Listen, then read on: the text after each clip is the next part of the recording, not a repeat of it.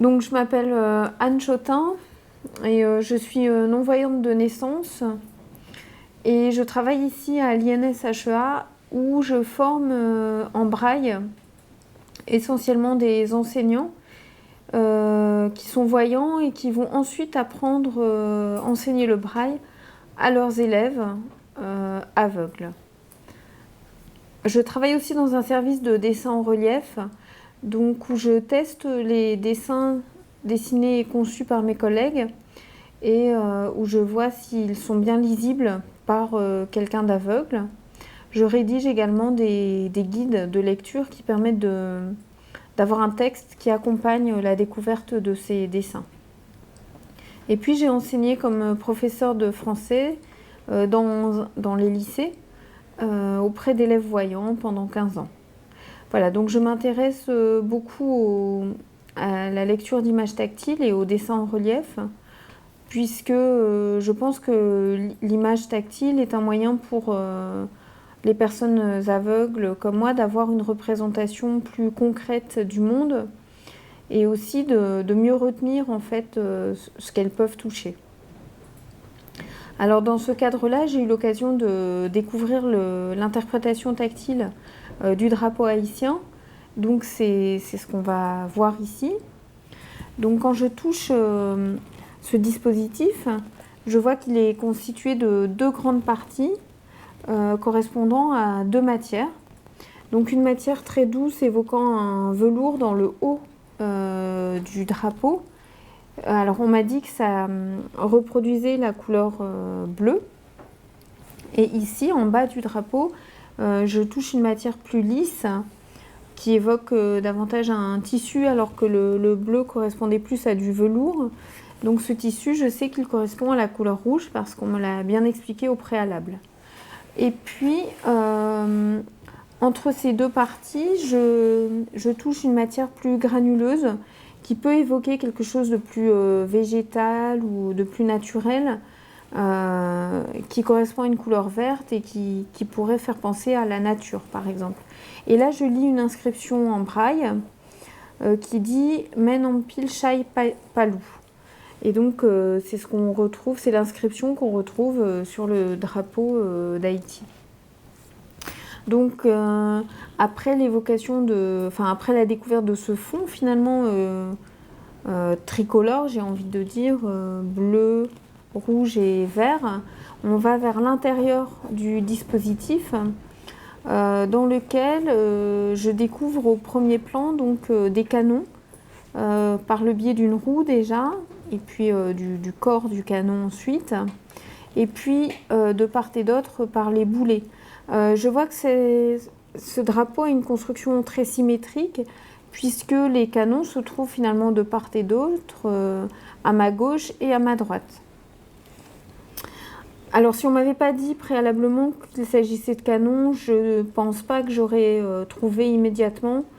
C'est quand même compliqué, donc c'est intéressant qu'on le sache déjà, parce qu'on gagne quand même pas mal de temps et du coup d'énergie aussi à ne pas chercher ce que représentent ces différents éléments. Au sommet de chacun des canons, donc on m'a expliqué que sur celui que j'ai à ma gauche, on retrouve un encrier, et sur le canon qui se trouve à ma droite se trouve un chapeau.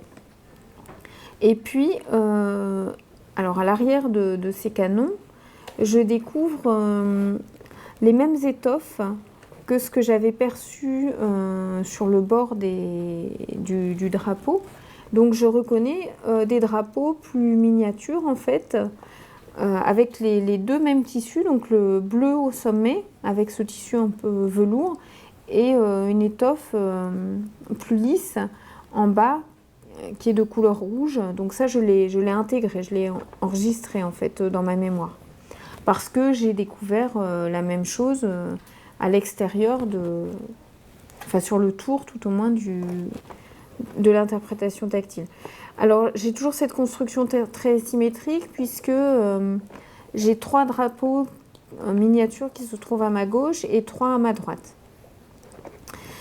Et au centre figure un palmier. Donc là aussi, on m'a expliqué que c'était un palmier, mais le choix de la matière est très semblable finalement à un palmier naturel, puisque je retrouve la même configuration des feuilles. Hein. Elles sont très évocatrices, ces feuilles de feuilles de palmier, par la forme et par la découpe aussi un peu dentelée des feuilles. Voilà, et puis lorsque je touche entre les canons, je perçois un tambour au centre des 2 canons, ainsi que des trompettes, donc qui se trouvent de part et d'autre du tambour. Et enfin, au fond du drapeau, donc je pourrais dire que visuellement ça correspond à ce qu'il y a à l'arrière-plan. Je peux sentir des pointes, et on m'a dit que c'était des pointes de baïonnettes, donc qui se trouveraient pour moi vraiment à l'arrière-plan du drapeau. Donc derrière les drapeaux miniatures. Alors je pense que ce type d'interprétation permet vraiment d'avoir une représentation bien concrète de ce qu'on veut donner à voir à quelqu'un d'aveugle, en ce sens qu'on a pu manipuler quasiment tous les éléments et on a pu avoir une organisation beaucoup plus précise qu'elle ne l'aurait été par le biais d'une description de l'espace de ce drapeau. On a également une bonne idée de la répartition des couleurs puisqu'on a pu les toucher. Et donc, par le fait d'avoir pu toucher les différents éléments, on a une représentation plus fidèle et plus précise de la réalité que ce qu'on aurait pu avoir par une simple description verbale.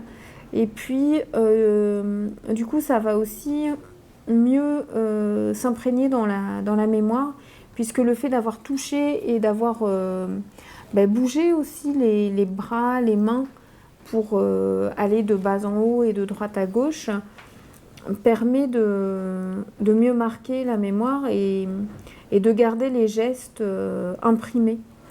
Donc je pense que ce genre de dispositif donne une idée vraiment plus concrète de la réalité qui est à voir et permet de marquer l'esprit et d'en garder une trace peut-être plus nette dans la mémoire. Et l'organisation au confort, qui est organisation et des conseillers formateurs pour l'accessibilité universelle et l'inclusion, vous remercie Anne d'avoir accepté d'explorer le drapeau haïtien par l'interprétation tactile qui a été réalisée par Gabriel Sauvillier. Et nous sommes vraiment contents et que vous avez accepté de le faire. Merci. Avec grand plaisir.